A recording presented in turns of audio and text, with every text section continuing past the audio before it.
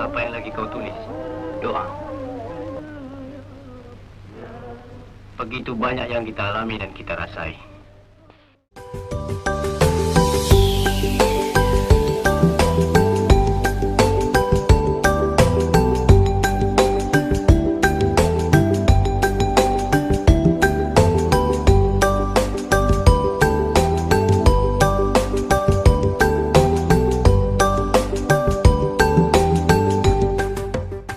Kala itu, negeri ini masih bernama Hindia Belanda, tepatnya di era 1900-an. Gubernur Jenderal Hindia Belanda kala itu Willem Roosevelt, yang memerintah Hindia Belanda sejak tahun 1899 hingga 1904.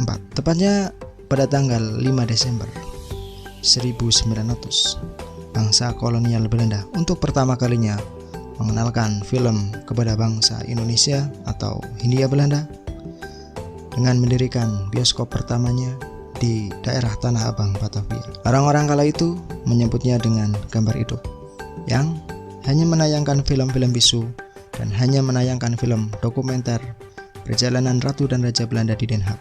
Untuk pertama kalinya di tahun 1926, film diproduksi dalam negeri.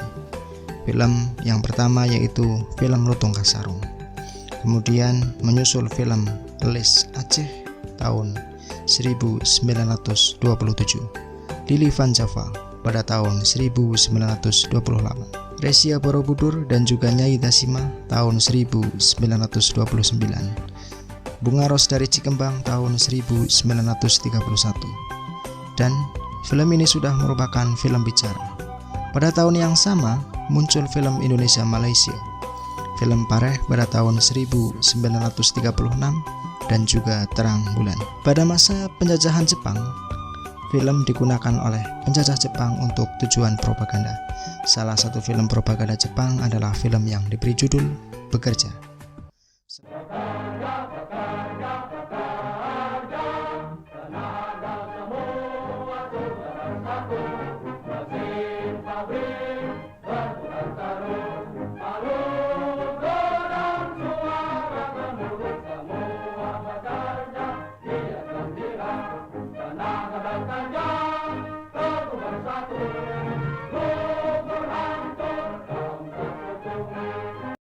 Selain itu ada Pulau Intan, Bunga Semboja, dan 1001 Malam.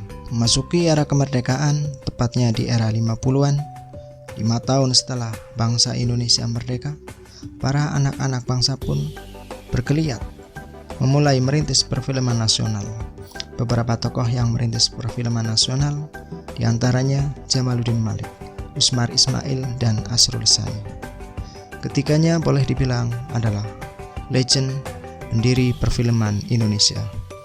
Dan uniknya, ketika tokoh ini adalah tokoh yang tergabung dalam organisasi Islam terbesar di Indonesia, yaitu Nahdlatul Ulama.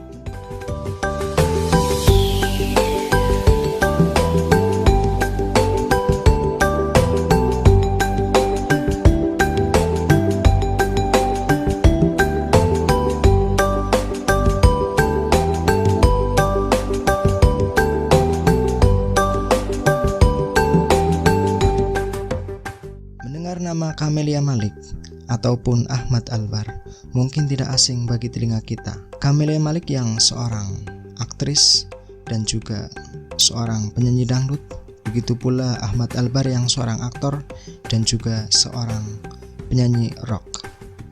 Namun bagaimana dengan Jamaluddin Malik?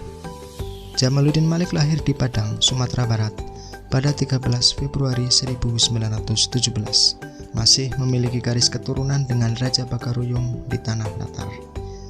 Camelia Malik merupakan salah satu putrinya dengan istri Farida Al-Hasni, dan Farida Al-Hasni sebelumnya pernah menikah dan memiliki seorang anak bernama Ahmad Albar. Jadi boleh dibilang Jamaluddin Malik ini adalah ayah tiri dari Ahmad Albar. Jamaluddin Malik mengawali karirnya di sebuah perusahaan pelayaran milik Belanda. Pada tahun 1940, beliau mendirikan perusahaannya sendiri dengan diberi nama Jamaluddin Malik Concern. Perusahaan yang bergerak di bidang perdagangan komoditas kemudian berkembang dengan merambah ke berbagai sektor, diantaranya tekstil, kayu, pelayaran, dan kontraktor. Pada masa revolusi, beliau membentuk kelompok Sandiwara Bintang Timur dan membeli kelompok Sandiwara Pancawarna. Kelompok ini digunakannya untuk menghibur para tentara yang kala itu sedang menghadapi agresi militer Belanda. Dari kelompok inilah terbentuklah Persari atau Perseroan Artis Indonesia. Sekalipun sudah hidup mapan, sukses, dan juga bergelimang harta, namun tidak mengendurkan sedikit pun langkah beliau untuk tetap menjadi seorang yang dermawan, seorang yang bersahaja, peduli kepada masyarakat, dan juga peduli terhadap sesama. Hal ini dibuktikan dengan kepeduliannya kepada fakir miskin. Kala itu, beliau sudah bisa hidup mapan dengan mengendarai mobil Chevrolet dan mempunyai rumah mewah. Juga membelikan mobil dan juga rumah untuk para artis dan sutradara utamanya. Beliau juga yang memberikan rumah kepada Kiai Haji Saifuddin Zuhri yang kala itu baru pindah dari Semarang. Beliau, Kiai Haji Saifuddin Zuhri, rencananya akan dipromosikan menjadi pegawai tinggi di Departemen Agama Jakarta.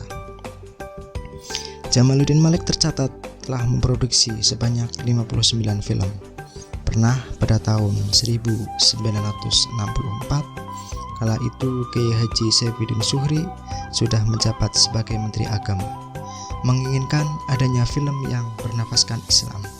Maka dibuatlah film dengan judul Tauhid. Jamaluddin Malik tercatat pernah menjadi ketua 3 pengurus besar Nahdlatul Ulama, menjadi ketua GP Ansor Kebon Sirih, wakil ketua pimpinan Pusat Les Bumi, bahkan beliaulah yang mendirikan Lembaga Budayawan Muslimin Indonesia atau Les Bumi ini bersama kawannya Usmar Ismail. Beliau juga yang mengurus inventarisasi dan sertifikasi tanah wakaf milik Nahdlatul Ulama yang kala itu masih berserakan di mana-mana.